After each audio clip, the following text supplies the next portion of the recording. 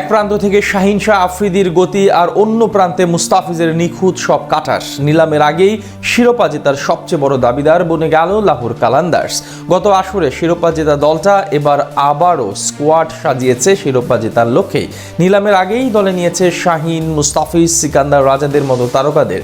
শিরোপা ধরে রাখার মিশনে ফিজকে নিয়ে কেমন স্কোয়াড সাজিয়েছে লাহোর, সেটাই শুনবো প্রতিবেদনে। এবারে আইপিএলে কলকাতা নাইট রাইডার্সে জায়গা পায় মুস্তাফিজুর রহমান। তবে শেষ অবধি বিসিসিআই এর নির্দেশে ফিজকে ছেড়ে দিতে বাধ্য হয় কেকেআর কর্তৃপক্ষ। আইপিএলে খেলার সুযোগ হারালেও পাকিস্তান সুপার লিগ পিএসএল এ খেলার সুযোগ মিলেছে ফিজের। নিলামের আগেই তাই সরাসরি চুক্তিতে লাহোর কালান্দার্সে ফিরেছেন কাটার মাস্টার। 6,44,00,000 পাকিস্তানি রুপিতে 8 বছর পর ফের লাহোরের জার্সিতে খেলতে যাচ্ছেন তিনি। এর আগে 2018 সালে পিএসএল এ সবশেষ এই লাহোরের হয়েই খেলেছিলেন ফিজ। সেবার 5 ম্যাচে 6.43 ইকোনমি এবং 25.75 গড়ে 4 উইকেট শিকার করেন সাতক্ষীরা থেকে উঠে আসা এই পেসার। পিএসএল এ তার অতীত অভিজ্ঞতা খুব একটা সুখকর না হলেও সাম্প্রতিক সময় টি-20তে বল হাতে দারুণ ফর্মে রয়েছেন ফিজ। সদ্য সমাপ্ত বিপিএল এ 10 ম্যাচে 16 উইকেট নেয়া বাংলাদেশি পেসার আইএল টি-20তেও ছিলেন দারুণ ছন্দে। আসরে দুবাই ক্যাপিটালসের হয়ে 8 ম্যাচে 15 উইকেট শিকার করেন বাহাতি এই পেসার। এছাড়া 2025 সালে টি-20তে 43 ম্যাচে 59টি উইকেট শিকার করেন ফিজ।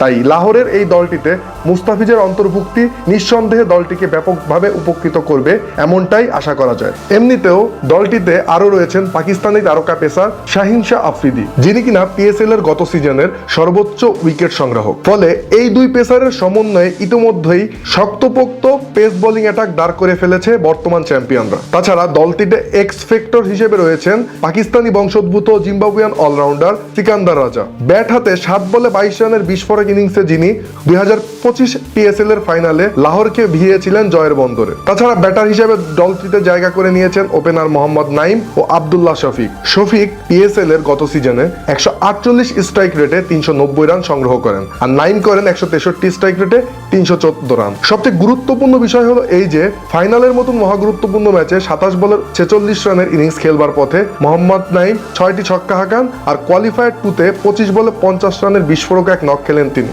অর্থাৎ বড় ম্যাচে দায়িত্ব নেওয়ায় সক্ষম তিনি, সে কথা বলাই যায়। তাছাড়া গত মৌসুমে লাহোর কালান্দার্সে খেলেছিলেন বাংলাদেশের রিশাদ হোসেন, সাকিব আল হাসান, মেহেদী মিরাজের মতো তারকা ক্রিকেটাররা। শুধু তাই নয়, কুশল পেরেরা, হ্যারিস রফ, সালমান মির্জাদের মতো তারকা ক্রিকেটাররাও ছিলেন লাহোরের গতবারের দলে। এবারের নিলামে যদি দলটি তার পুরনো ক্রিকেটারদের দলে ফেরাতে সক্ষম হন, তাহলে পিএসএল 2026-এও দারুণ কিছু অপেক্ষা করছে কালান্দার্স শিবিরের জন্য। এবারে আইপিএলে কলকাতা নাইট রাইডার্সে জায়গা পায় মুস্তাফিজুর রহমান। তবে শেষ অবধি বিসিসিআই এর নির্দেশে ফিজকে ছেড়ে দিতে বাধ্য হয় কেকেআর কর্তৃপক্ষ। আইপিএলে খেলার সুযোগ হারালেও পাকিস্তান সুপার লিগ পিএসএল এ খেলার সুযোগ মিলেছে ফিজের। নিলামের আগেই তাই সরাসরি চুক্তিতে লাহোর কালান্দার্সে ফিরেছেন কাটার মাস্টার।